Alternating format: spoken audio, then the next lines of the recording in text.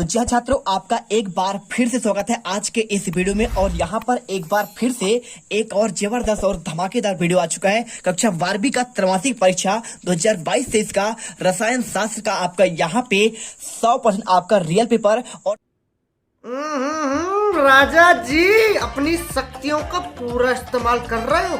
और छात्रों, आप यहाँ पे यदि आप चाहते हो कि हम यहाँ पे 70 में से 70 नंबर लेके आए आपके यहाँ पे रसायन शास्त्र के पेपर में आपके 11 अक्टूबर को, तो पूरा पेपर आपको देख लेना है। पूरा पेपर मेरे पास यहाँ पे आपका ओरिजिनल पेपर है। आपको इससे बाहर आपका एक भी क्वेश्चन नहीं जाएगा, इसकी हम गारंटी लेते हैं। यदि आप और अभी तो रुको, क्लाइमैक्स अभी बाकी। आपका एक भी क्वेश्चन आपका बाहर गया तो मैं यहाँ पर वीडियो बनाना बंद कर दूंगा। जैसे आपने देखा है 11th में कि आपके क्वेश्चन आपके जो बताया जाता था, आपको 2 सेट आपके 19 क्वेश्चन आने थे और इस बार भी आपका यहाँ पे ऐसे होने वाला है। चलिए फटाफट वीडियो को स्टार्ट करते हैं। आपका यहाँ पे पार्ट सेकंड है और इस पार्ट में आपको मैं यहाँ पे बिल्कुल आप यहाँ पे गर्दा मचा देंगे। पूरा वीडियो आपको यहाँ पे दिखाएंगे। देखिए, आपको यहाँ पे कुछ इंस्ट्रक्शन दिए हैं। टोटल क्वेश्चन आपके 19 है और समय आपको 3 घंटा मिलेगा।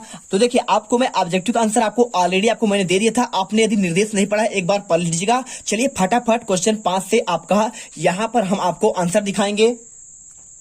तो देखिए, आपको यहाँ पे क्वेश्चन आपका 5वां से आपको यहाँ पे आपका 5वां क्वेश्चन आपका यहाँ पे आता है। देखिए, क्वेश्चन आपका आता है यहाँ पे सिंपल सा क्वेश्चन है आपका यहाँ पे क्वेश्चन 5वां, समपराशरी विलयन से आप किसे कहते हैं। आपका यहाँ पे 2 नंबर क्वेश्चन है। आपको फटाफट इन क्वेश्चन का आंसर आपको अच्छे से रेडी करना है। एक भी क्वेश्चन आपका बाहर नहीं जाएगा। ठीक है, क्या लिखा है, समपराशरी विलयन किसे कहते हैं और आपका इसका अगला क्वेश्चन विलयन किसे कहते हैं। चलिए आपको यहाँ पे आंसर दिखाते हैं।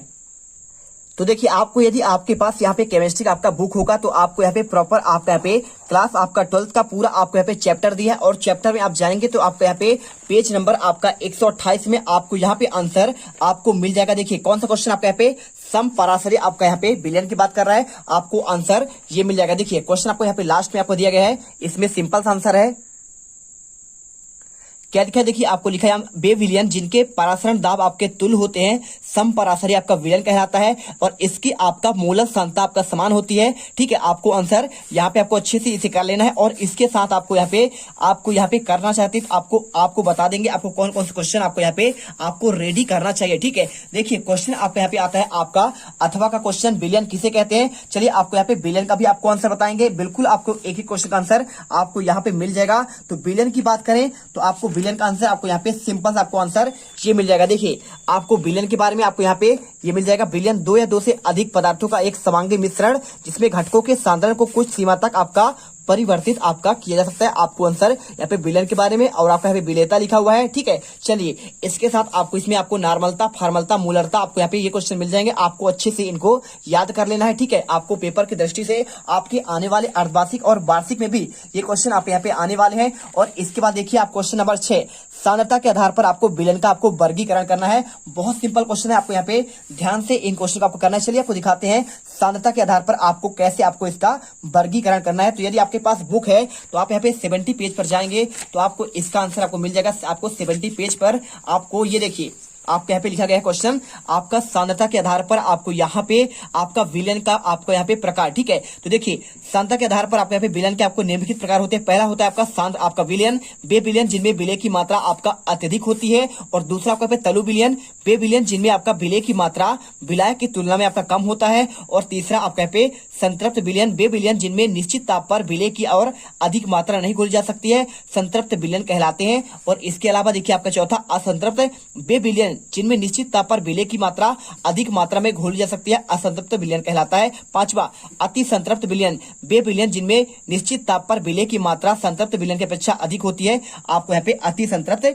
विलयन कहलाते हैं। ठीक है, मिल गया आपको आंसर। चलिए अब यहाँ पे क्वेश्चन नॉर्मलता को आपको परिभाषित करना है। तो नॉर्मलता बहुत सिंपल है, आप यदि आपने पढ़ा होगा इसी चैप्टर में आपको यहाँ पे आंसर मिल जाएगा। आपको विलयन वाले पार्ट में आप जब जाओगे यहाँ पे कहाँ पे आपका यहाँ पे देखिए आपका यहाँ पे मोलरता के बारे में पूरा आपको प्रॉपर लिखा है। मोलरता क्या होता है आप यहाँ पे देख लीजिए। इसका आंसर भी आपको यहाँ पे आप चाहो तो इसे याद कर लेते हो। आपके आने वाले पेपर के लिए बिल्कुल आपका बहुत इंपॉर्टेंट क्वेश्चन है। और साथ में क्वेश्चन आपका यहाँ पे आपका नॉर्मलता। ठीक है, देखिए आपका इसका आंसर आपको यहाँ पे हो जाएगा। आंसर में क्या लिखना है, विलयन के 1 लीटर में घुले हुए पदार्थ के विलय पदार्थ के ग्राम तुल्यांकों की संख्या आपको यहाँ पे नॉर्मलता कहलाता है। आप याद कर लीजिए क्या कहलाता है आपको। देखिए विलयन के 1 लीटर में, ठीक है, 1 लीटर विलयन में घोले हुए विलय की मात्रा ग्राम तुल्यांकों की संख्या आपका नॉर्मलता कहलाता है और इसे n से व्यक्त करते हैं। नॉर्मलता बराबर होता है आपका यहाँ पे विलय ग्राम के तुल्यांकों की संख्या बटे विलयन का आपका लीटर में आपका आयतन। ठीक है, आंसर लिख लीजिए। आपको यहाँ पे आप इस फॉर्म में कोई सा आप लिख देंगे, आपका आंसर यहाँ पे आपका राइट हो जाएगा। कोई आपका यहाँ पे गलत आपका नहीं होने वाला है। देख लीजिए आपको यहाँ पे आपको आंसर लिखा गया है। इसके बाद देखिए आप यदि चाहते हैं आप नॉर्मलता और फॉर्मलता के बारे में, तो फॉर्मलता का आंसर आपको यहाँ पे ये मिल जाएगा। आपको ये भी क्वेश्चन आपको यहाँ पे आईएमपी है, आप इसे भी यहाँ पे आपको तैयार कर जाना है। ठीक है, और इसके अलावा आपको यहाँ पे मूलरता की बात कर रहा है, तो मूलरता आपको यहाँ पे दिया गया 1 लीटर विलयन में उपस्थित विलय मोलों की आपका संख्या मूलरता कहलाता है। आप इसे भी एक बार अच्छे से देख लीजिएगा। ठीक है, चलिए अब इसके बाद क्वेश्चन आपको यहाँ पे दिया गया है 7वां। देखिए क्या लिखा है क्वेश्चन में आपको यहाँ पे, मोल प्रभाज किसे कहते हैं। आपको ये क्वेश्चन, चलिए आपको यहाँ पे इसका भी आंसर आपको यहाँ पे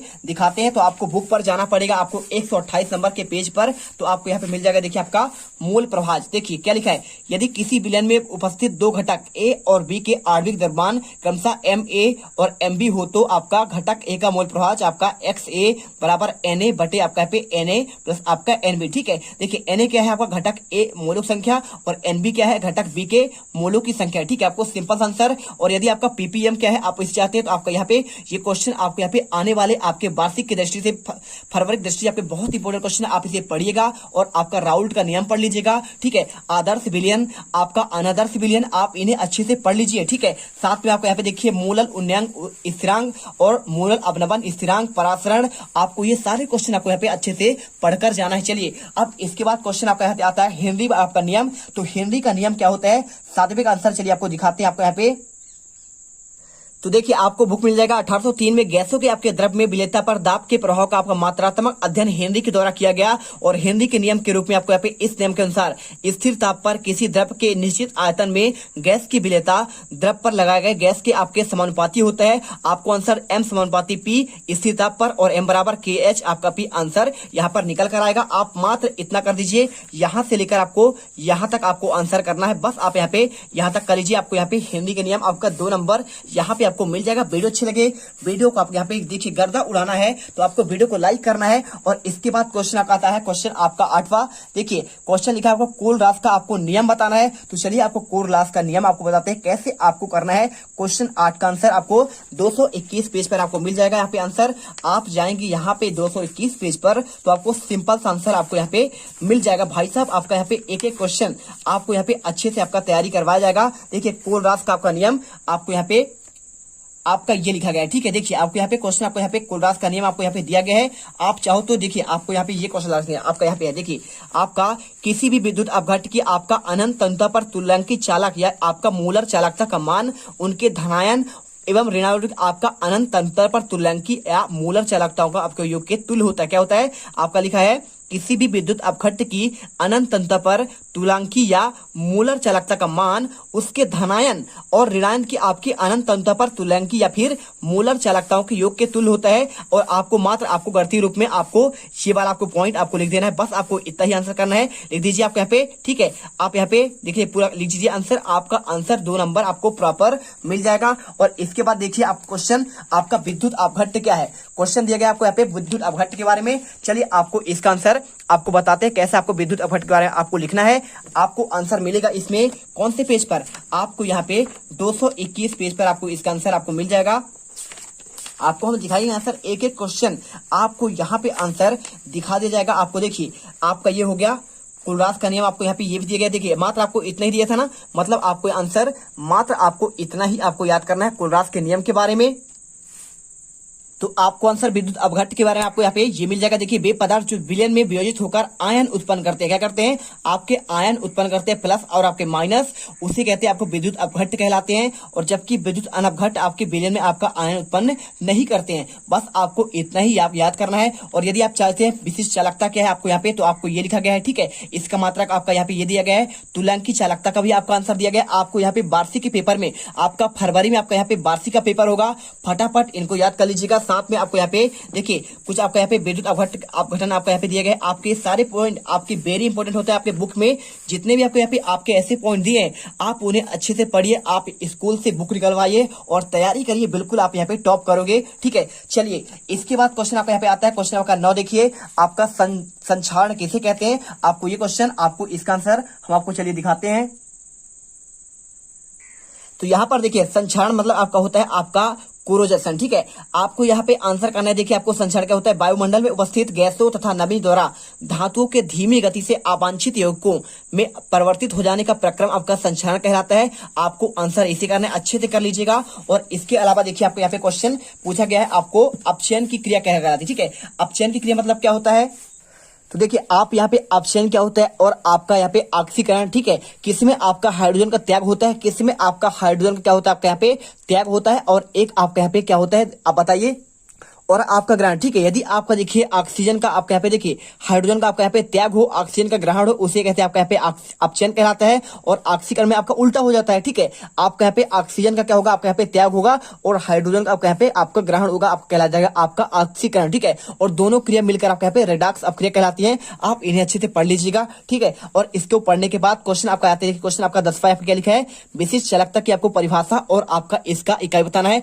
देखिए आपका विशिष्ट चालकता क्या होता है, देखिए विलयन के आपके एक घन सेंटीमीटर, क्या लिखा है विलयन के, देखिए आपको यहाँ पे क्या लिखा है, आपका यहाँ पे विलयन के एक घन सेंटीमीटर की चालकता और उसकी आपकी विशिष्ट चालकता कहलाती है। विशिष्ट चालकता बराबर होता है आपका परिचित चालकता गुणे आपका सेल स्थिरांक और इसका मात्रक। ठीक है, इकाई पूछा है मतलब आपका मात्रक यहाँ पे ओम इनवर्स सेंटीमीटर इनवर्स, यहाँ पे आपका SCM आपका इनवर्स होता है। आपको आंसर यहाँ पे करना है। और इसके बाद देखिए आपका ऑक्सीकरण मैंने बता ही दिया। और क्वेश्चन अगला आता है आपका यहाँ पे अपक्रिया का आपका अर्ध आयुकाल किसे कहते हैं। क्वेश्चन कह रहा है आपका अपक्रिया का आपका यहाँ पे अर्ध आयुकाल क्या है, आपको ये क्वेश्चन। और इसके बाद आपका शून्य कोटि की आपका अपक्रिया। देखिए वीडियो आपका लंबा बन रहा है, आपको क्वेश्चन 11 से लेकर आपके आने वाले आपके टोटल 19 तक के क्वेश्चन प्रॉपर आपको मैं बहुत ही बेहतरीन तरीके से आपको अगले वीडियो पर बताऊंगा। ठीक है, तो आपको यहाँ पे डाउट नहीं करना है, आपके पूरे आंसर मिले। जैसे आपके यहाँ पे लिखा है सेल स्थिरांक किसे कहते हैं, और आपके यहाँ पे शुष्क सेल का कुछ सचित्र वर्णन, और आपके यहाँ पे मानक हाइड्रोजन इलेक्ट्रोड। ठीक है, आपके इनके आंसर देखिए आपको यहाँ पे मानक हाइड्रोजन इलेक्ट्रोड के बारे में पूरा आंसर आपको अगले वीडियो पर मिलेगा। साथ में आपको यहाँ पे देखिए शुष्क सेल का आपको यहाँ पे नामांकित चित्र भी आपको यहाँ पे बताया जाएगा। आपको नेक्स्ट वीडियो पर आपको A to Z क्वेश्चन का आंसर आपको सोल्यूशन आपको पार्ट आपका 3 में दिया जाएगा। मिलते हैं नेक्स्ट वीडियो पर। जय हिंद। जब आप वीडियो अच्छे लगे, दिल से अच्छा लगा हो तो वीडियो लाइक करके जाइएगा और चैनल को सब्सक्राइब करके जाएगा। तुम लोग गलती से अगर नए हो तो सब्सक्राइब करो, वो जो लाल वाला बटन है उस पर अपने जीजा जी फेंक के मारो या फूफा जी, मुझे नहीं पता, बस क्लिक हो जाना चाहिए। अब मैं भी जा रहा हूं, मुझे मुठिया पेलने जाना है। बाय। वो है